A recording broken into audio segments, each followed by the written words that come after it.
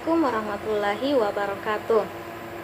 Awalan hayya bina an nashkura ilallahi ta'ala alladzi qad a'tana nikmatan katsiratan wa hidayatan hatta nastati'a an najtami'a fi hadzal makanil mubarak. Sanian salatan wa salaman ila habibinal karim Muhammad sallallahu alaihi wasallam. Allahumma sholli ala Muhammad. Alladzi qad hamalan nas minadz-dzulumati ilan nur au ila siratil mustaqim. Puji syukur kita panjatkan atas kehadirat Allah Subhanahu wa Ta'ala yang telah melimpahkan rahmat dan kesehatannya kepada kita semua, sehingga kita masih dapat menjalankan aktivitas keseharian kita masing-masing dalam keadaan yang sehat walafiat. Salawat serta salam tak lupa pula kita kirimkan kepada junjungan kita, yakni baginda Rasulullah Shallallahu Alaihi Wasallam. Karena berkat beliaulah yang telah berhasil menggulungkan tikar-tikar kekafiran dan menerbangkan permadani-permadani Islam. Oke, di video kali ini saya akan membahas tentang apa sih itu zina. Zina ini termasuk dalam pergaulan bebas dan perbuatan yang keji, dan termasuk salah satu dosa besar yang dilarang oleh Allah Subhanahu wa Ta'ala. Nah, untuk pemirsa sekalian yang menonton video ini yang tidak paham sama sekali apa itu zina, tonton terus yuk video ini, jangan sampai di skip agar teman-teman sekalian paham.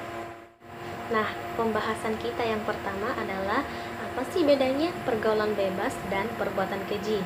Nah, pergaulan bebas adalah segala tindakan atau perbuatan yang dilarang oleh hukum-hukum norma atau aturan-aturan yang berlaku pada suatu masyarakat. Sedangkan perbuatan keji adalah suatu tindakan atau perbuatan yang dilarang oleh Allah Subhanahu wa Ta'ala dan menyimpang dari syariat-syariat Islam.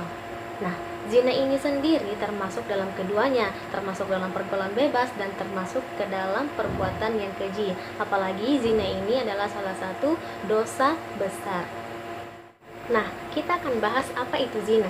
Zina secara umum adalah suatu perbuatan atau tindakan secara seksual atau hal-hal yang dapat mendorong pada perbuatan tersebut antara laki-laki dan perempuan yang tidak ada ikatan pernikahan secara sah, baik secara agama maupun hukum negara. Nah, zina ini sendiri sudah dibahas atau diterangkan dalam Al-Quran surah Al-Isra yang berbunyi, A'udzubillahi minasyaitonirrajim, Bismillahirrahmanirrahim, wala taqrabuz zina innahu kana fahisyatan wa sa'a sabila, yang artinya, dan janganlah kamu mendekati zina, sungguh zina itu adalah perbuatan yang keji dan suatu jalan yang buruk. Nah, penjelasan ayat tersebut adalah Ibnu Katsir menjelaskan dalam tafsirannya berkata bahwa Allah Subhanahu wa Ta'ala melarang hamba-hambanya untuk mendekati perbuatan zina. Jangankan untuk berbuat zina, mendekatinya saja pun kita dilarang keras oleh Allah Subhanahu wa Ta'ala. Nah, teman-teman sekalian, ada yang tahu nggak berapa macam sih zina itu? Ada yang bilang zina mata, ada yang bilang zina hati, ada yang bilang zina telinga. Tetapi zina itu terbagi menjadi dua. Yang pertama adalah zina muhsan, dan yang kedua adalah zina ghair muhsan. Zina muhsan adalah zina yang dilakukan antara laki-laki dan perempuan yang sudah ada ikatan pernikahan dan sudah melakukan ijab kabul sebelumnya. Nah, sedangkan zina ghair muhsan adalah zina yang dilakukan antara laki-laki dan perempuan tanpa adanya suatu ikatan pernikahan secara sah. Hukuman-hukuman untuk pezina sudah dijelaskan dalam Al-Quran surah An-Nur ayat 2, yang mana kandungannya tersebut berisi tentang hukuman untuk pezina muhsan adalah dirajam atau dilempari batu sampai meninggal dan harus disaksikan oleh orang-orang. Nah, sedangkan hukuman untuk pezina ghair muhsan adalah didera atau dicambuk sebanyak 100 kali dan setelah itu kita asingkan. Tetapi asingkan ini ada beberapa pendapat yang mengatakan, salah satunya dari kalangan Abu Hanifah, bahwa pengasingan ini dikecualikan. Nah, pengasingan tersebut dia mengatakan bahwa kita kembalikan keputusan tersebut kepada ketua dari masing-masing tempat tersebut, apakah ingin diasingkan atau tidak.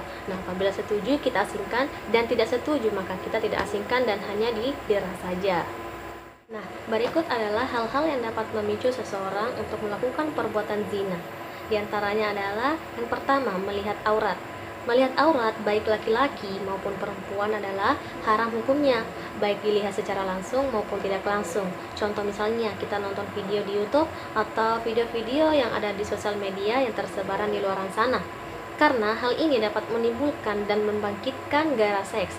Nah, apabila gairah seks ini kita tidak dapat salurkan secara Islamiyah dan secara adanya ikatan pernikahan, maka hal-hal itulah yang dapat menimbulkan perbuatan-perbuatan zina.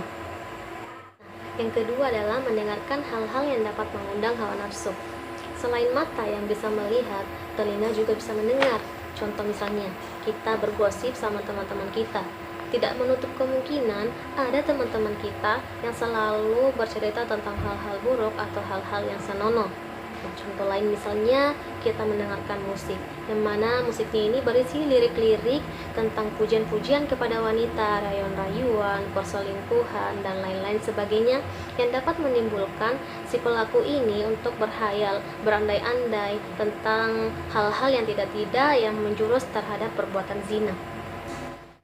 Selain dua contoh yang saya sebutkan tadi, masih banyak hal-hal yang dapat memicu seseorang untuk melakukan perbuatan zina. Misalnya, berduaan antara laki-laki dan perempuan yang bukan mahram, pergaulan bebas, dan lain-lain sebagainya. Masih banyak kok yang dapat kita cari di berbagai referensi yang tersedia di luar sana. Nah, oke teman-teman sekalian, sudah paham kan apa itu zina? Mulai dari pengertiannya, hukumannya, dan hal-hal yang dapat memicu perbuatan-perbuatan zina. Nah, bagi teman-teman sekalian yang tidak sepaham dan sependapat tentang pembahasan zina yang saya sampaikan tadi, teman-teman sekalian dapat komentar dan sharing tentang pembahasan zina supaya saya juga dapat mengetahui referensi-referensi lainnya. Oke, sampai di sini dulu ya video kali ini. Mudah-mudahan apa yang saya sampaikan tadi tentang pembahasan zina dapat diterima dengan baik oleh teman-teman sekalian. Dan jangan lupa komen ya yang tidak sepaham dengan saya tentang pembahasan zina tadi. Oke, saya akhiri dengan ucapan unzur maqala wala tanzur maqala. Syukron. Wassalamualaikum warahmatullahi wabarakatuh. See you later.